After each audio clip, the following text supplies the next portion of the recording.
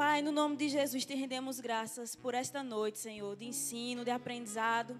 Que teu espírito de sabedoria esteja ministrando aos nossos corações. Que nossos olhos sejam revelados, Senhor. A tua palavra venha como um rema. Que nós possamos ter os nossos olhos espirituais, ouvidos espirituais abertos. Para uma noite que a tua palavra será ministrada. E que ela frutifique a 30, a 60 e a 100 por um, dando bons frutos. Assim nós cremos em nome de Jesus. E já te rendemos graças por isso. Amém. Amém, amados. Antes de mais nada, eu gostaria de agradecer ao honroso convite. Como Laís disse, eu já sou de casa, eu me sinto em casa. O Verbo da Vida é a minha segunda casa. E trago saudações do meu pastor lá de Sergipe. Eu falei a ele que estaria aqui ministrando. Ele vai e deu o recado. E graças a Deus por esta noite, amados. Eu sinto muito peso de responsabilidade em trazer uma palavra que o Senhor vem ministrando ao meu coração durante esse último tempo. Falei até com Nilma sobre isso. E gostaria que vocês abrissem comigo lá em Hebreus. Binho me perguntou, Vanasha, qual é o tema dessa ministração? É um tema curto, porém necessário. O tema de hoje vai ser distrações. Hebreus capítulo 12, no verso 1. Eu falei até com Vanessa, domingo que Vanessa ministrou, Nós estivemos aqui. Gostaria de agradecer a presença dos meus pais que sempre estão conosco quando nós ministramos. O louvor. Gente, desculpa, pode sentar. É porque na minha cidade atual não tem esse negócio. O povo se levanta antes do pregador subir. Aí não tem um hábito. Perdão, gente. Pode sentar, fique à vontade. Graças a Deus por esse louvor abençoado. E aí, Vanessa ministrando, eu disse, Vanessa, minha filha, depois do que você fala, o que é que eu vou falar? Uma ministração, obrigada. Uma ministração poderosa. Vamos ler? 12, verso 1, Hebreus. Portanto, também nós, uma vez que estamos rodeados por tão grande nuvem de testemunhas, livremo-nos de tudo que nos atrapalha e do pecado que nos envolve, e corramos com perseverança a corrida que nos é proposta, tendo os olhos fitos em Jesus, autor e consumador da nossa fé. Vamos continuar. Ele, pela alegria que lhe fora proposta, suportou a cruz, desprezando a vergonha, e assentou-se à direita do trono de Deus. Amados, eu quero trazer 2 pontos com vocês, nesse versículo específico. Você percebe que o escritor aos Hebreus, ele não fala livre do pecado, que atrapalha você de chegar até o céu, porque ninguém chega ao céu com pecado. Ele diz, livre-se de tudo que lhe atrapalha e do pecado que está à sua volta. E esse tudo que lhe atrapalha, nós podemos definir como várias outras coisas. E podemos sintetizar como distrações. Nunca temos vivido um tempo de tanta distração, amado, dentro da igreja. E o pior, sabe o que é? Ninguém se desvia do dia para a noite. Digo isso porque eu já me desviei. As pessoas se distraem todos os dias, mas o desvio de conduta e o afastamento da igreja, ela é algo contínuo. Ela não é, opa, acordei e me desviei. Não é assim. Mas as distrações contínuas fazem com que chegue até o ápice do desvio do cristão. A igreja, não falo a igreja, eu falo a igreja como um todo, está passando por um processo de tantos desviados dentro da igreja, desviados que estão lá fora, e pessoas que não querem saber de Deus. Por quê? Porque o mundo é atrativo. Você pode imaginar, não, mas o mundo é mau. O mundo é mau. No mundo jaz o maligno. Mas as distrações que o mundo tem para oferecer, queridos, atraem as pessoas.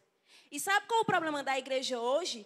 Que estamos querendo trazer cultura mundana para a igreja para atrairmos as pessoas também.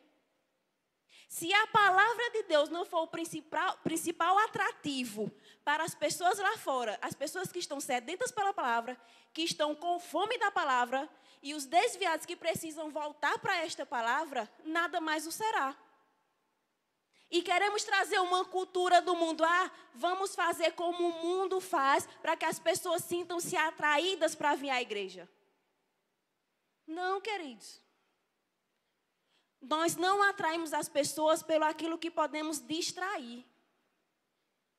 Nós atraímos as pessoas pelo poder da palavra de Deus.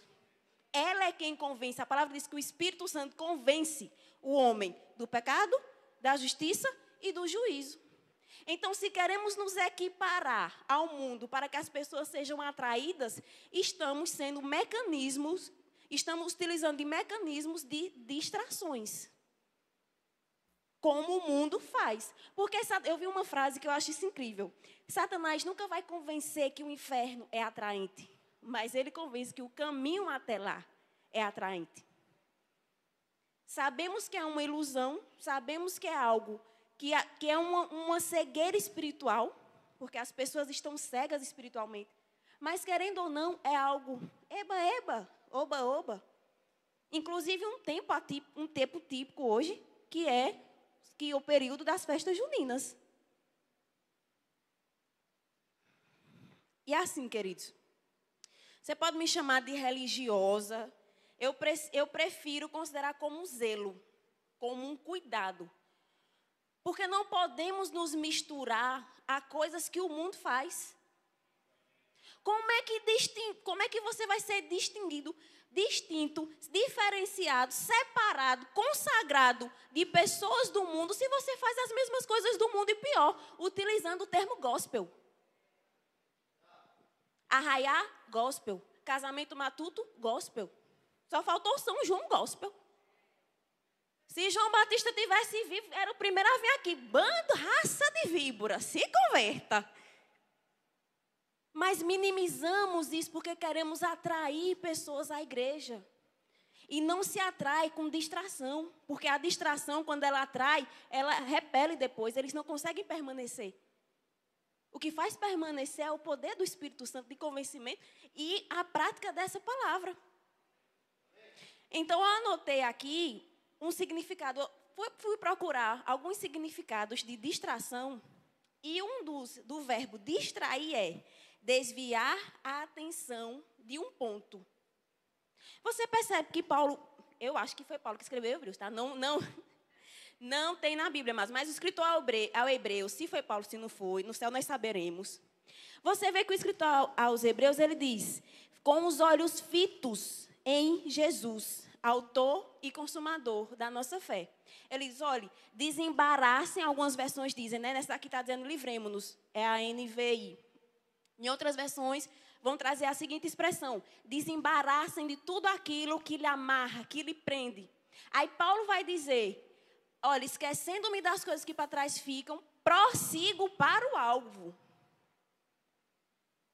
Desconsidero aquilo que fica para trás e tenho os olhos fitos novos para quê? Para conquistar o prêmio da soberana vocação em Cristo Jesus. Agora entenda uma coisa. Paulo fala, prossigo. E eu já soube que o pastor está falando sobre questão de constância. Inclusive, ele abordou isso no domingo que eu tive aqui. Que vinha tratando, né, pastor? Com a igreja, sobre a questão de constância. O prosseguir é algo que exige perseverança. A palavra de Deus diz, aquele que perseverar até o fim, esse será salvo. Então, você não me venha com conversa uma vez salvo, salvo para sempre, porque não é assim, bebê. Porque Jesus diz, quem está com sua coroa, cuidado para que não tome, cuidado para que não roubem. Quantas pessoas vemos começar bem e terminar mal? Mas o cristão que está amparado, embasado e firmado na rocha, ele começa bem, continua bem e termina bem. Que Paulo diz, corri a carreira que me foi proposta, guardei a fé. Paulo foi zeloso em prosseguir para o alvo. Querido, todo cristão tem que ter um alvo. O nosso alvo é Cristo. Então, nós vivemos com um alvo ali. Peraí, o que são as distrações? Elementos que vão tentar desviar nosso foco, a nossa atenção daquilo que realmente importa. E eu anotei aqui algumas coisas, alguns pontos específicos, que como é noite de ensino, nós vamos ler alguns versículos. Anotei, distração pode ser com pecado. Todo mundo aqui sabe a história de Balaão, não sabe? Lá em Números, se você puder abrir sua Bíblia comigo.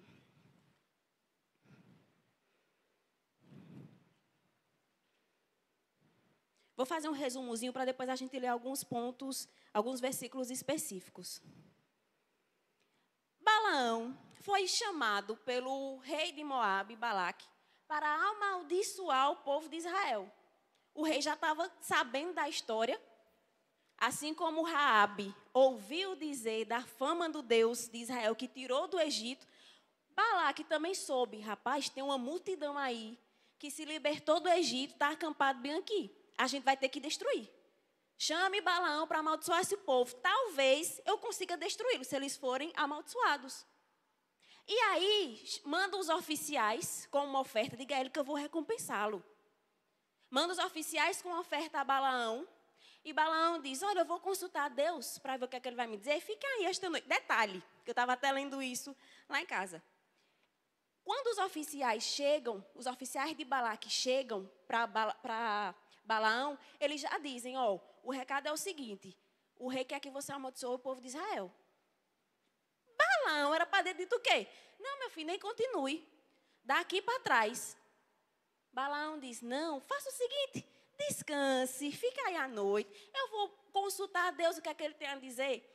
Aí no verso 12 do capítulo 22, de Números capítulo 22, verso 12, tem assim, ó. Mas Deus disse a Balaão, não vá com eles. Você não poderá amaldiçoar este povo, porque é povo abençoado. Balaão pergunta a Deus, olha, interessante que Deus chega e fala, Balaão, na minha outra versão de uma Bíblia que eu estava lendo, na NVT, Deus chega em Balaão e faz, Balaão, quem são seus visitantes? Deus tem um senso de humor incrível, né? Deus não sabia quem era esse povo. Não, Deus, faça graça, o Senhor não sabe quem é esse povo. Aí Balaão, então, Deus é um povo que chegou aqui para amaldiçoar. Aí Deus vai dar essa resposta. Não amaldiçoe, eu o abençoei. Aí Balaão dá o recado para os oficiais. Volta para Balaque, diga que eu não vou amaldiçoar, não. Balaque manda oficiais de um escalão maior, de alto posto, com uma oferta maior. Vá lá, tente convencer este homem a amaldiçoar o povo. Quando chega novamente, Balaão diz, ei, eu não disse que eu não ia amaldiçoar? O que é que Balaão diz? Entrem, vou consultar a Deus. Em outras palavras, queridos, Balaão estava querendo dizer, deixa eu ver se Deus mudou de ideia. Balaão diz, eu vou perguntar se Deus tem algo a mais para me dizer. E nessa segunda vez que Balaão chega à presença do Senhor, o Senhor diz, tá certo, Balaão, vá. E aí eu conversando com Vanessa sobre isso, eu disse, Vanessa, às vezes a pessoa diz, gente, Deus realmente mudou de ideia? Quantas vezes nós queremos convencer Deus a fazer o que a gente quer? Lá em Provérbios capítulo 19, verso 3,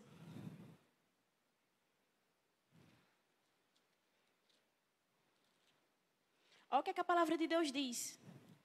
Provérbios 19, 3. É a insensatez do homem que arruína a sua vida, mas o seu coração se ira contra o Senhor. Às vezes queremos tomar alguma decisão, Deus, olhe, é isso que eu vou fazer, o Senhor me dá o aval? E Deus já tinha dito não, mas aí insistimos com o Senhor. Senhor, mas entendo, olha, é isso que eu estou pensando em tal. Pronto, que é isso? Tome. Foi a mesma coisa que Deus fez com Balaão. E muitas pessoas acham, mas Deus mandou Balaão e depois disse que não era pai mais? Que conversa é essa? Não, era o coração de Balaão que queria ir com aquele povo pela recompensa que ele poderia receber. Porque senão ele tinha se recusado novamente até a receber os oficiais. Ele pediu que ficassem à noite para consultar a Deus novamente. E aí, no caminho, a jumenta, a famosa fala da jumenta, né? E eu acho interessante, mas que Balaão conversa com a jumenta, como Eva conversa com a serpente, ele não se surpreende, porque a jumenta fala, porque eu vou dizer uma coisa a você. Se um jegue fala no meio da pista, buzina, é o quê? Passa por cima. Meu filho saiu correndo. Agora, você imagina você vir no lombo de uma jumenta, e a jumenta, aí aparece o anjo do Senhor empunhando a arma, e aí a jumenta vê, se afasta. O anjo do Senhor vai para o lado, a jumenta tenta passar, não deixa passar, e Balaão tome na jumenta. A jumenta vira, por que você está me batendo? E ele responde, Porque você não está me obedecendo. Vocês já pararam para pensar? Às vezes a gente lê a Bíblia rapidamente e não consegue imaginar. Para você ver como Balaão estava disposto a seguir aquele caminho. E nessa versão, diz assim, ó, no verso 31, do mesmo capítulo 22. Então o Senhor abriu os olhos de Balaão e ele viu o anjo do Senhor parado no caminho, empunhando a sua espada. Então Balaão inclinou-se e prostou-se com o rosto em terra. E o anjo do Senhor lhe perguntou: por que você bateu 3 vezes em sua jumenta? Eu vim aqui para impedi-lo de prosseguir, porque o seu caminho me desagrada. A jumenta me viu e se afastou de mim por 3 vezes. Se ela não se afastasse, certamente eu já o teria matado. Mas a jumenta eu teria poupado. Eu anotei aqui um versículo. Quando a gente vê sobre espada, até na justiça, tem um símbolo da balança, significa equidade, e a espada, que significa força, poder e juízo. Quando a gente vai ver em Efésios 6, a partir do verso 10, que diz armaduras de Deus, a gente vê que a espada do Espírito, né, que é a palavra de Deus. Quando João vê Jesus glorificado lá em Apocalipse, ele vê uma espada afiada de 2 gumes saindo da sua boca. Isso a gente entende que a palavra de Deus tem que estar na nossa boca. Mas Apocalipse, capítulo 19, verso 15. Olha o que a palavra de Deus diz. Apocalipse 19, verso 15. Vanacho, o que é que isso tem a ver com distração? Você já vai entender. Diz assim, ó. De sua boca sai uma espada afiada, com a qual ferirá as nações. Ele as governará com cetro de ferro. Ele pisa o lagar do vinho do furor da ira do Deus Todo-Poderoso.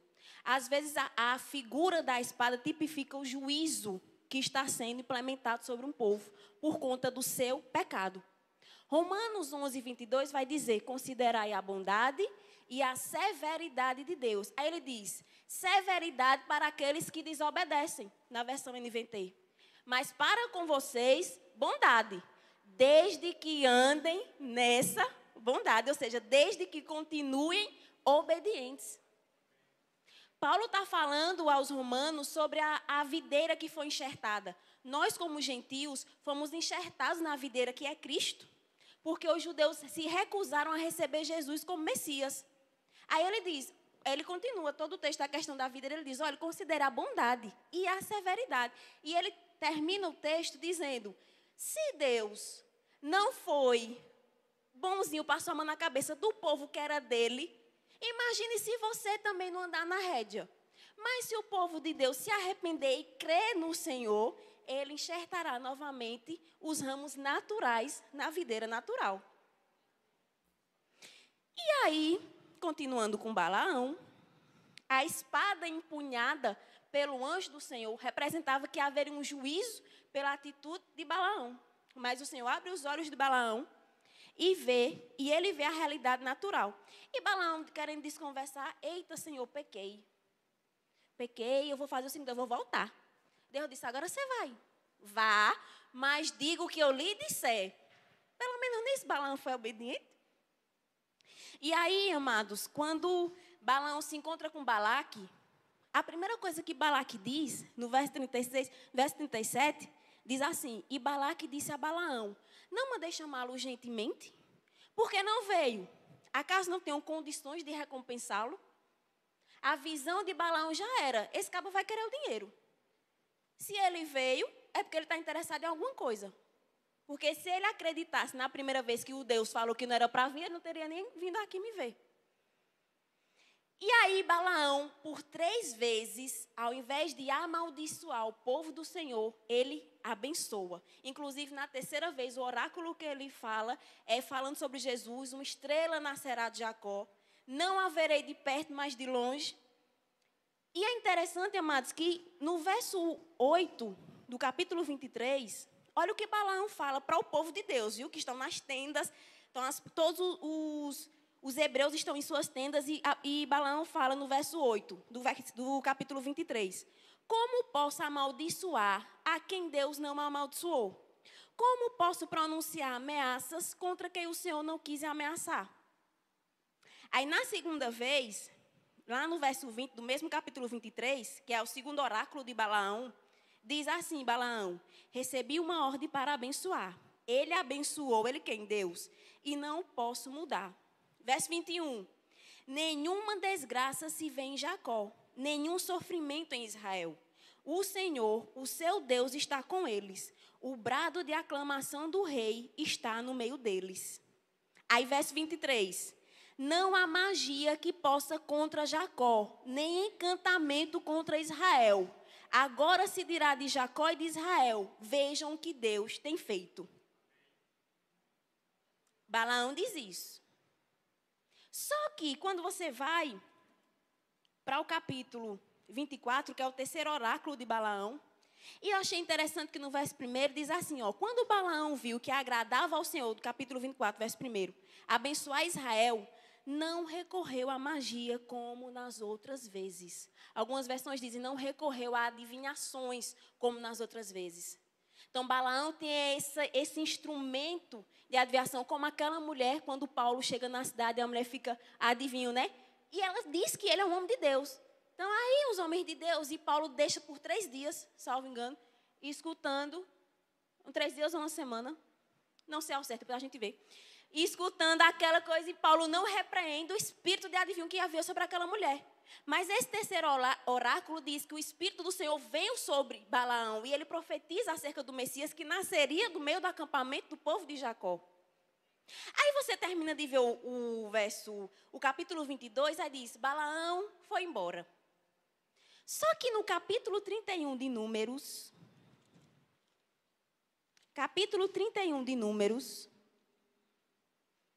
vamos ler do verso 14? Minha gente, estão botando chumbo nesse relógio. Verso 14 do capítulo 31. A partir do verso 1 é falando sobre a vingança dos israelitas contra os midianitas. E no verso 14 diz assim, ó. Mas Moisés indignou-se contra os oficiais do exército que voltaram da guerra, os líderes de milhares e os líderes de centenas. Vocês deixaram todas as mulheres vivas? Perguntou-lhes. Foram elas que seguiram o conselho de Balaão e levaram Israel a ser infiel ao Senhor no caso de Peor, de modo que uma praga feriu a comunidade do Senhor. No verso 7, quando fala da luta contra Midian, só para você entender, e no verso 8, vai dizer no verso 8 do capítulo 31, entre os mortos estavam os 5 reis de Midian, Evi, Requem, Zur, Ur e Reba. Também mataram a espada, quem? Está na sua Bíblia aí? Balaão, filho de Beor. Balaão foi morto à espada, mas antes dele ser morto, por que ele foi morto à espada? Porque ele aconselhou as mulheres a distraírem os que estavam no acampamento. E por conta do pecado desses homens em adorar, porque eles foram convidados a adorarem os deuses desse povo, a praga alcançou a tenda de Jacó. Apocalipse 2:4 faz menção ao espírito de Balaão. Apocalipse 2:4.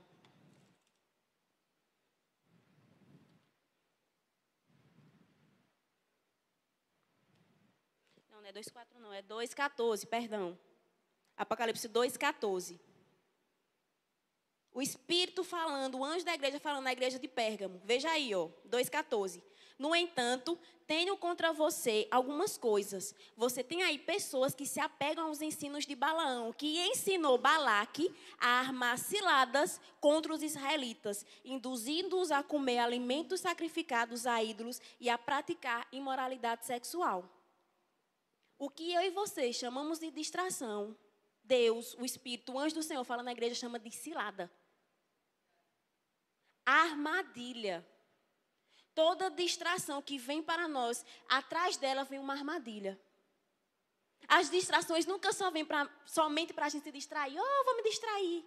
E eu não estou falando da distração que é bem para o corpo. Você sair com sua família, aliviar a mente, descansar o corpo. Não é esse tipo de distração que eu estou falando. São ciladas, são armadilhas. Se fosse escrito naquela época, os israelitas escreveriam, não era amor, era cilada. As mulheres que chegaram lá, né, no acampamento, usadas. Você percebe que elas foram distração? E a causa dessa distração levou todo o acampamento a decair com pragas, com o mal que aconteceu a eles. Porque, amados, o Senhor não manda praga para nós. Mas uma vez que nos distraímos, igual criança, eu já me perdi quando era criança. A pior coisa é você ter a sensação de perdido. Vanessa, minha irmã, riu tanto. Essa menina virou gente depois que cresceu. Mas era uma trombadinha. Mãe e pai se lembram disso. Em Porto de Galinhas, eu pequenininha. E a gente foi comprar pão, eu fui com o pai e com o meu tio. E quando eu voltei, eu não achei o caminho de volta. Pai e meu tio ficaram comprando algumas coisas para lá e eu fui na frente. Vá na frente. Uma criança de 8 anos. A culpa não foi minha. Meu pai está ali. Aí, me perdi, queridos. Por quê? Porque eu estava distraída olhando os lugares e não percebi qual era o caminho que estava. O mal poderia me atacar, porque eu saí da rota, que era o caminho certo. Quando a gente se distrai e sai do caminho que é Jesus, o mal está pronto para atacar. O que foi que Deus disse para Caim? Caim, o pecado está à porta. Se você proceder bem, é certo que você não será aceito? Então o pecado está à porta, só esperando assim, você botar um pezinho para... Opa, peguei. E como temos instrumentos de distração? É a tela de um celular, é a tela de uma televisão, de um computador. Queridos, eu tava comentando, eu vinha para subir para o trabalho e vi uma mulher. Um menino atrás com uma bolsa maior do que ele, a mulher aqui na frente mexendo no celular e o menino bem, onde está aqui esse negócio de som, essa caixa de som? A mulher aqui, vem fulano, andando no meio da... Eu disse, gente, ela não pode guardar o celular. Isso era vendo story, viu? Que eu ainda fui procurar para ver. Eu disse, gente, o que é tão importante para essa mulher estar deixando um filho pequeno? O menino devia ter 4 anos. Está deixando um filho pequeno vir sozinho. Coitado, nem segurava direito a mochila. E ela aqui, presa à tela de um celular, dispersa com o próprio filho. Hoje vemos pais que não veem mais os filhos crescer, porque estão dispersos em um celular. Hoje vemos filhos que não consideram o tempo de qualidade com seus pais, porque é na tela de um celular. Então, Satanás sabe como atrair a nossa atenção. Ele quer que nos distraiamos para que desviemos do caminho certo. Para que percamos o foco, o alvo. E uma vez que a gente se perde do alvo, queridos, a gente tem que recalcular a rota para estar no caminho certo. E graças a Deus pela misericórdia e pela bondade do Senhor que faz com que voltemos de onde nunca devemos ter saído. Então, essa questão de Balaão, eu quis trazer para vocês, por quê? Porque Balaão não consegue amaldiçoar o povo de Deus de nenhuma forma. E ele diz, não vale encantamento, não adianta amaldiçoar não. Deus já abençoou, o que é que eu posso fazer?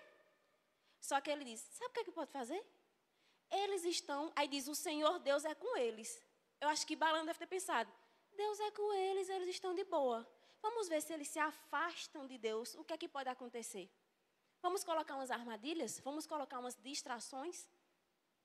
E aí, ele é morto à espada por conta desse infortúnio que ele impôs ao povo de Deus. Amém? Outra distração que eu anotei aqui foi Davi e Batseba. Lá em 2 Samuel, capítulo 11, verso 1. 2 Samuel, capítulo 11.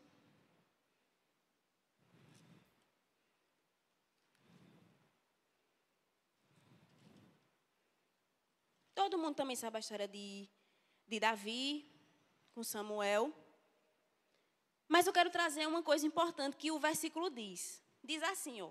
Na primavera, época em que os reis saíam para a guerra, Davi enviou para a batalha Joabe com seus oficiais e todo o exército de Israel. E eles derrotaram os amonitas e cercaram Rabá. Mas Davi permaneceu em Jerusalém. A primeira parte do versículo diz, a época em que os reis deveriam estar na guerra. Davi foi para a guerra. Ficou em Jerusalém. E na continuidade do versículo diz, e uma tarde de distração, Davi se levanta pelo pátio a passear e vê uma mulher muito bela a se banhar. E os olhos de Davi que desde que o mundo é mundo, a concupiscência da carne, a concupiscência dos olhos, a soberba da vida vão atrair o engodo, o mal. A gente vai ser atraído. Principalmente homens, é provado pela psicologia que os homens são atraídos pelo que veem. As mulheres pelo que ouvem. É por isso que você vê tanto homem bonito como mulher feia. Ou tanto mulher bonita como homem feia. Porque tem um homem que feio que tem umas lábias, né? Minha gente, como é que essa mulher quer namorar com esse homem? Lábia, meu filho, é pelo ouvido. Ou então lábia tem outro termo, né? A lábia. Mas, queridos, Davi estava disperso. Davi estava distraído. Por que Davi estava distraído? Porque ele não estava cumprindo o dever dele. Ele não estava no lugar que ele deveria estar. E quando não estamos no centro da vontade do Senhor, somos alvos de distração. Somos alvos de ataque. Qualquer coisa para a gente vira uma distração que pode arruinar. E perceba, o pecado de Davi culminou em toda a sua descendência. Quando Natã vai repreender Davi, ele diz, a espada não sairá da tua casa. Veja, uma atitude de distração, para Davi não seria nada, mas a distração enceguera a pessoa, porque ele peca com a mulher, depois manda matar o marido, não sabe o que é pior. Mande Urias, mande matar Urias, Joabe. E depois finge que nada aconteceu. Cadê? Chega Natã contando uma historinha. Rapaz, caba safado, pegou a única ovelha do homem, é digno de morte. Ô, Davi, esse homem é tu. Ai, Senhor, não acredito, fui eu. Foi tu mesmo, meu filho. E Natã era um caba macho, porque o profeta naquela época, se dissesse alguma coisa que o rei não gostasse, ou era preso no calabouço, ou era morto à espada, degolado. E Natã disse, foi você, Davi. Pegou a ovelhinha do pobre do Urias, ainda matou o dono da ovelha. Achou pouco. E aí, a questão da distração alterou em toda uma geração dos filhos de Davi. Claro que Salomão é levantado como rei para você ver a misericórdia e a bondade de Deus. Porém, o filho fruto daquele adultério, infelizmente, foi morto. Sansão e Dalila. É interessante, queridos, que Sansão, lá no livro de Juízes, você vai ver, o tempo está correndo, eu não posso ler tudo. Lá em Juízes conta a história de Sansão. Sansão foi consagrado desde o ventre da mãe. A mãe era estéril, assim como Isabel, mãe de João Batista. Era estéril, da tribo de Dan. O anjo aparece para a mãe dele e diz assim, você vai gerar um filho e ele vai ser o libertador de Israel dos filisteus. Ela chega no marido. Marido, viu um homem que era semelhante ao anjo do Senhor. Foi mesmo, mulher, foi. Eu acho que o marido não acreditou e Deus dos outros misericórdia, o anjo apareceu de novo. Quando o anjo aparece de novo, ela, aqui, marido, venha ver. Aqui o anjo que me falou que eu teria um filho, eu engravidaria. E eles oferecem um sacrifício, o anjo do Senhor sobe junto com o sacrifício, então eles têm a certeza que ali era a figura do Deus, o anjo do Senhor com A maiúsculo, né, que representa o próprio Deus, se apresentando a eles. Eles ficam com medo da morte, mas uma certeza eles têm. O filho que minha mulher vai gerar vai ser libertador de Israel, do povo filisteu. E Sansão cresce, não podia tomar vinho, não podia tomar bebida fermentada, era consagrado, era nazireu, e não confunda nazireu com nazareno. Não podia cortar o cabelo, não podia fazer a barba. Só que começa Sansão na vida adulta querendo casar com uma mulher que não era da linhagem, não era da tribo, não fazia parte do acampamento, digamos assim. E ele diz para os pais, eu quero casar com aquela mulher. Meu filho, tem pouca mulher aqui no acampamento para tu querer uma mulher lá da Baixa da Égua, mas eu quero casar com ela que eu me agradei dela. Faz o que quer. Porque um nazireu consagrado não faz o quê? Aprendamos com Sansão. Quem é consagrado não faz o que quer. Aí, casa com a mulher. Só que a Bíblia diz que isso já era um plano da parte do Senhor para ele se infiltrar lá no meio. Foi uma maior rebordosa. Depois você lê essa história. E aí depois, Sansão começa a se relacionar com quem, amados? Prostitutas. Outra distração. E Sansão se distrai com a imoralidade sexual. Até um dia que ele vê Dalila. Dalila não apareceu assim, Sansão estava sendo consagrado, Dalila apareceu igual a serpente apareceu para Eva. Já me apaixonei, já quero. Não, Sansão vinha com altas distrações habituais. Aí a Dalila aparece para ele no meio dessa distração, ele se apaixona por Dalila, e aí os filisteus usam Dalila, você sabe a história, para atrair Sansão e que seja revelado de onde vem a sua força. Qual a fonte de sua força e do seu poder. Porque ninguém tinha conseguido até agora. E aí eu fui pesquisar sobre o que significava Dalila. Eu disse, será que Dalila é engano? Será que Dalila é bicha safada? Será que Dalila é engodo? Sei lá, um nome de Dalila. Dalila significa, sabe o que, amados? Dócil, frágil, delicada. Uma coisinha assim que não é nada demais. Como algumas distrações que são para a gente. Essa distração é tão frágil, eu sou tão forte, eu sou Sansão. Eu não vou conseguir tirar a minha força por causa de algo tão fraco. É tão doce, mas é uma coisinha fofa. Tão doce, tão mansa. Tão coisa linda, dócil. E foi essa doçura que amargou a vida de Sansão. É até filosófico, né? Mas perceba que existem distrações que aparentemente não fazem nada demais. Aparentemente são frágeis, não tem nada demais. A Bíblia diz que há caminhos que para o homem parecem caminhos de paz, mas ao final são caminhos de morte. Sansão devia estar ali se sentindo, né? A mulher bela, que as mulheres antigamente acho que era mais bonita que as mulheres de hoje, minha gente. Mesmo com todo o procedimento de maquiagem, as mulheres daquela época deviam ser belíssimas. E Sansão se achando tal, até que caiu por causa de uma distração. Acabou a distração com o pecado. Agora vamos à distração com pessoas. Com pessoas, Vanache? Exemplo, Neemias. Neemias, lá no capítulo 6, abre lá comigo. Capítulo 6 de Neemias. O tópico aparece assim, a tentativa de intimidação.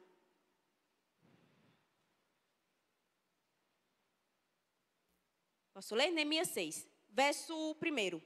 Quando Sambalate, Tobias e Gesem, o árabe, e o restante de nossos inimigos souberam que eu havia reconstruído o muro. Que muro é esse? O muro de Jerusalém que estava destroçado. E Neemias queria reconstruir. E que não havia ficado nenhuma brecha, reparai no termo, não tinha ficado nenhuma brecha. Embora até então eu não ainda tivesse colocado as portas nos seus lugares. Sambalate e Gesem mandaram-me a seguinte mensagem: venha, vamos nos encontrar num dos povoados da planície de Ono. Eles, contudo, estavam tentando, algumas versões tramando, fazer-me mal. Verso 3. Por isso, enviei-lhes mensageiros com esta resposta: estou executando um grande projeto e não posso descer. Por que parar a obra para encontrar-me com vocês? Eles me mandaram 4 vezes a mesma mensagem e todas as vezes lhes dei a mesma resposta. E quando eu li a história de Neemias, o Espírito Santo me lembrou, diferente de Balaão. Balaão, na segunda tentativa, já foi com eles. Neemias tentaram 4 vezes o dobro e ele permaneceu com a mesma resposta: não vou descer. Estou em um grande projeto que eu quero falar com vocês. Tem um tempo não, meu filho. O muro foi construído em 52 dias. Neemias tinha um alvo, Neemias tinha um foco. E você percebe que ele já tinha terminado a reconstrução do muro. Todas as brechas estavam fechadas. O crente tem que estar fechando brecha, e as brechas devem estar fechadas para quando vierem uns enviados de Satanás, tramando fazer o mal, você dizer: não tenho tempo para você, passe amanhã. Quando for amanhã, que é hoje, você diz: passe amanhã. Não, amanhã nunca chega. Vocês entenderam, amados? Neemias tinha convicção do que ele tinha que fazer, e nenhuma distração poderia impedi-lo. Esses homens queriam acabar com a festa, entre aspas, de Neemias, porque eles estavam com medo de Jerusalém se revoltar, porque estavam construindo os muros novamente. Mas Neemias sabia: eu não vou perder tempo, eu não vou me distrair com pessoas que tentam parar a minha obra. Pessoas que tentam parar o que eu tenho que fazer. Sabe, queridos, quando a gente está iniciando algum projeto em Deus e para Deus, porque a Bíblia diz que dele, por ele e para ele são todas as coisas, sempre vai aparecer um Sambalate da vida. Vamos conversar? Não quero nada demais não, só quero conversar. Vocês lembram quando Jesus, chegaram algumas pessoas e disseram: ei, vamos conversar sobre a questão dos gregos, para você ir lá na Grécia, para pegar essa filosofia. Jesus disse: tenho tempo para falar com eles, não. Meu negócio é outro. Quero conversa, não. Saiba no que você está focado. Para não se comunicar com quem não merece nem seu palpite, não merece sua fala. Tem pessoas que só vêm para querer destruir aquilo que você está construindo. Qual é o tempo que você tem para perder com esse tipo de gente? Nenhum. Meu filho, que Deus abençoe, viu? Mas não tem um tempo não, deixa depois. É claro que Deus vai nos usar para algumas pessoas para expressar a bondade dEle, a misericórdia dEle, que nós sejamos canais de bênção na vida de outras pessoas. Mas Neemias disse, a intenção deles era me fazer mal. Então a percepção, ainda mais a gente, queridos, a gente que tem o Espírito Santo, o espírito de discernimento, o que é que essa pessoa está querendo vindo aqui conversar? O quê? Qual a proposta que ela tem que fazer? Cuidado com as propostas. O que é que ela está querendo me oferecer? Balaão escutou uma proposta, foi morto à espada. Neemias recusou 4 vezes uma proposta, reconstruiu um muro. Tem um livro na Bíblia sobre Neemias. Veja o que a recusa a você aceitar uma distração pode gerar na sua vida. Eu creio que nossas vidas estão todas escritas. Tanto a vida está escrita no livro da vida, como as nossas obras estão escritas em um livro. Inclusive, eu quero contar um testemunho. É rápido. Eu estava tendo um encontro de evangelistas lá na igreja que eu faço parte. Eu faço parte da diaconia. E aí, terminou o culto, estava tendo a ministração e o pregador, mas é aquele pregador do fogo, sabe? Você gosta de estar no ambiente? Aí, me chamaram para fazer os certificados. Vanessa, tu tem que ir para outro prédio para fazer os certificados. Queridos, era em outro prédio, assim em frente. Eu só ouvia os glórios, os retetés, não sei o quê. Eu disse, eu estou aqui, o povo está ali. Sabe lá qual a palavra que ele está dando? Vai que Deus tem uma palavra para mim nesse momento, mas eu estou aqui fazendo certificado. Aí o rapaz da secretaria estava comigo assim na mesa. Eu disse, Deus, eu falei assim mesmo, mas Deus, o Senhor está vendo, né? Eu estou aqui fazendo a sua obra. Eu podia estar recebendo alguma palavra específica, mas não, eu estou aqui fazendo a sua obra. Anota isso daí no livro da vida, viu? O rapaz se acabou de rir. Eu disse, eu não estou brincando, não, estou falando sério. Queridos, isso era de tarde.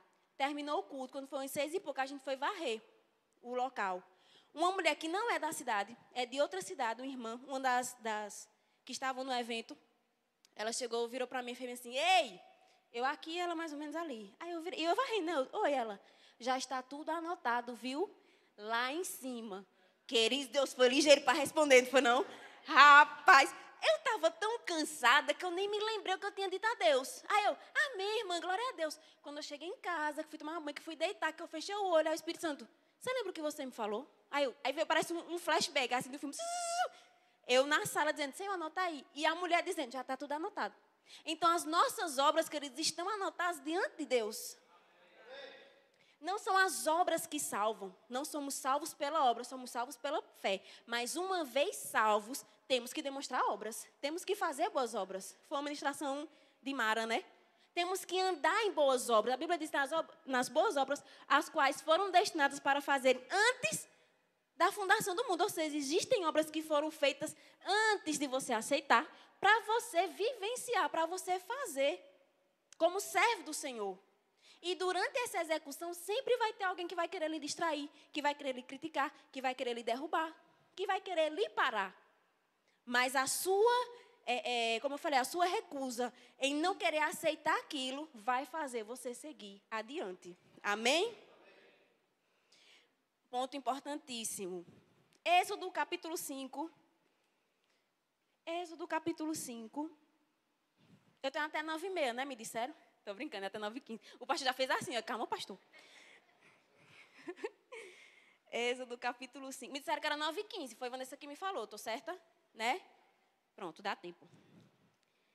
Êxodo capítulo 5.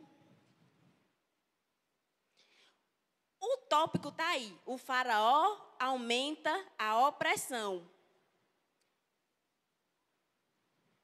Não vai dar tempo ler tudo, não. Eu vou ler aqui, ó. A partir do verso 4. Capítulo 5, a partir do verso 4. Moisés chega até o faraó. Moisés e Arão se apresentam diante do faraó e diz, olha, deixa o povo adorar a Deus no deserto. Aí o faraó diz assim, ó, o rei do Egito respondeu, verso 4. Moisés e Arão, por que vocês estão fazendo o povo interromper suas tarefas? Voltem ao trabalho. E acrescentou, essa gente já é tão numerosa e vocês ainda os fazem parar de trabalhar? No mesmo dia, o faraó deu a seguinte ordem aos feitores e capatazes responsáveis pelo povo. Não forneçam mais palha ao povo para fazer tijolos, como faziam antes. Eles que tratem de ajuntar a palha, mas exijam que continuem a fazer a mesma quantidade de tijolos. Não reduzam a cota. São preguiçosos e por isso estão clamando, iremos oferecer sacrifícios ao nosso Deus. Verso 9, aumentem a carga de trabalho dessa gente, para que cumpram suas tarefas e não deem atenção a mentiras. Outra distração, com trabalho, uma forma lícita.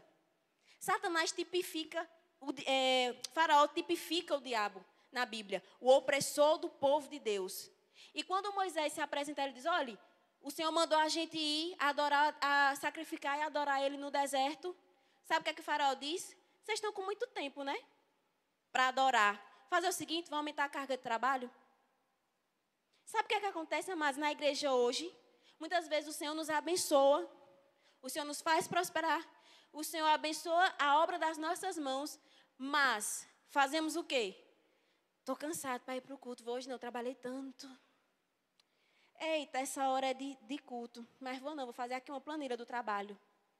E você começa a se distrair com o trabalho e deixar as coisas do Senhor de lado. Então, o trabalho, ao invés de ser algo benéfico, uma bênção, que é benéfico para todos nós, acaba sendo uma distração. O excesso de trabalho acaba sendo uma distração que pode nos afastar e que a intenção é impedir que você adore a Deus. Se o seu trabalho impede que você ofereça sacrifícios ao Senhor, que você cultue ao Senhor, não é uma bênção na sua vida. Comece a priorizar, sendo redundante, o que é prioridade. Então comece a dar ao trabalho o lugar dele e a Deus o lugar de Deus. Ah, você está mandando para trabalhar? Não estou dizendo isso, estou dizendo que todo excesso é perigoso. Então o equilíbrio que não existe em você fazer na sua parte secular aquilo que você deve fazer e deixa Deus de lado, isso se torna uma distração. E existe também a distração no trabalho ao reino. Distração no serviço ao reino. Espera aí, viu, minha gente, que soltou aqui a blusa.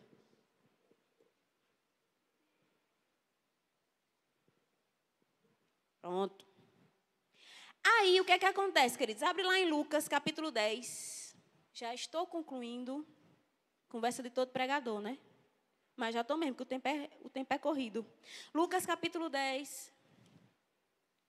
Vamos ler do verso 38 a 42.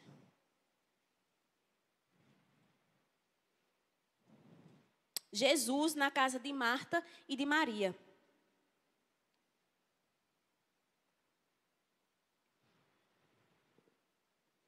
Vou ler, tá? Caminhando Jesus e os seus discípulos chegaram a um povoado onde certa mulher chamada Marta o recebeu em sua casa. Maria, sua irmã, ficou sentada aos pés do Senhor, ouvindo a sua palavra. Marta, porém, estava ocupada com muito serviço e, aproximando-se dele, perguntou, Senhor, não te importas que minha irmã tenha me deixado sozinha com o serviço? Dize-lhe que me ajude.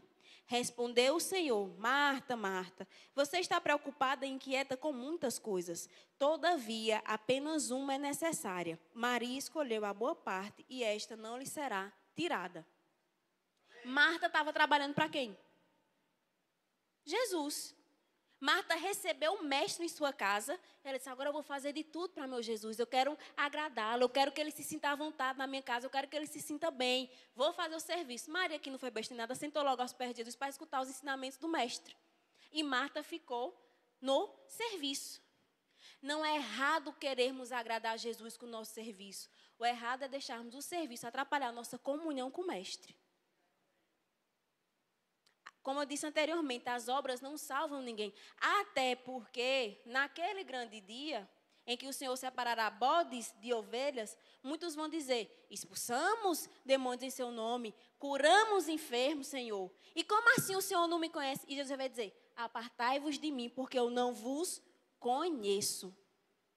Ou seja, pessoas que agem, que estão no serviço, achando que é para Jesus, mas não têm intimidade com Jesus. O verbo conhecer que Jesus fala é o mesmo verbo de quando diz assim, e Adão conheceu a Eva e esta teve um filho, Caim. Ou seja, é o conhecer em intimidade, é o conhecer de você ter um laço de intimidade e dar frutos. Porque se todos que fazem a obra do Senhor expulsando o demônio, gente, nem todo crente expulsa o demônio, não. Eu já vi crente com medo do cão. Passa um pai de santo, Deus me livre, ele lá eu cá. Tá repreendido, Jesus não deixa nem que ele me veja. Vai que ele já toma macumba para cima de mim. Então, pessoas vão expulsar demônios em nome de Jesus. E quando chegar lá no céu, não vão poder entrar. Porque Jesus vai dizer, você expulsou, mas eu não conheço você. Você agiu em meu nome, mas eu não conheço você. Você trabalhou para mim, mas eu não conheço você. A relação do Senhor não é relação empregado e empregador. A relação com o Senhor é a relação de servo e rei. É relação de pai e filho que nós temos com Deus. E o Senhor diz o quê? Jesus diz, não chamo mais servo, porque o servo não sabe o que o seu Senhor faz. Chamo de amigo. Então, a nossa relação com o Senhor não é só de serviço, mas de intimidade com Ele. Amém, queridos? Então, a questão da distração, muitas vezes você pode se distrair servindo a Deus. Você está na mídia, você está na diaconia, você está no som, você está fazendo isso, está fazendo aquilo. E às vezes você sequer escuta o que o pastor pregou. Às vezes uma palavra naquele dia que o pastor, que é o anjo da igreja aqui, que representa a paternidade espiritual, que vem a palavra do Senhor para nós, que somos ovelhas. O que é que acontece? Você está tão distraído no serviço que você sequer escuta. Você vem e volta. Estou cansado. Estou sobrecarregado. Trabalhei muito na igreja, trabalhei muito para Deus. Deus não quer seu trabalho. Deus quer você. E com você vem o seu trabalho. Mas cuidado para que esse trabalho não seja uma distração e você está achando que está abalando, quando na verdade você está se afastando do Senhor. Amém, queridos? Pronto, 9h11, eu acabei a tempo. Eu gostaria de agradecer a pastor Valmir, a reverenda Nilma, mais uma vez, a minha família que está aqui presente, e dizer a vocês, amados, essa palavra o Senhor falou muito forte comigo, porque muitas vezes a gente se distrai por pouca coisa. E não achamos que estamos distraídos. E o distraído é alvo fácil. Quando você vai ver os animais que querem atingir os alvos, a primeira coisa que eles fazem é tirar o novilho, tirar o animal pequeno da manada. Às vezes tem um animalzinho distraído. Na selva é assim. Se o animal estiver distraído, ele é morto pelo seu devorador. A Bíblia diz que Satanás anda em derredor, a fim de que possa tragar, a fim de que possa devorar-nos. Se nós estivermos distraídos, mas se nós não tivermos com ouvido atento, e muitas vezes os animais, eles são atiçados pela audição. Então, às vezes tem aquele cervo que chama, né? Que corre bem muito. Vem uma onça, ou então ele está bebendo água, se vier um jacaré, ele escuta, o ouvido dele chega e faz assim, a orelhinha dele. Ele, peraí, estou escutando algo. Tem alguma coisa que está querendo me atingir. E corre. Nós precisamos estar sensíveis à voz do Senhor. Para quando o mal querer nos distrair, querer nos tirar, querer nos pegar, querer nos devorar, nós sabemos, epa, tem alguma coisa errada aqui.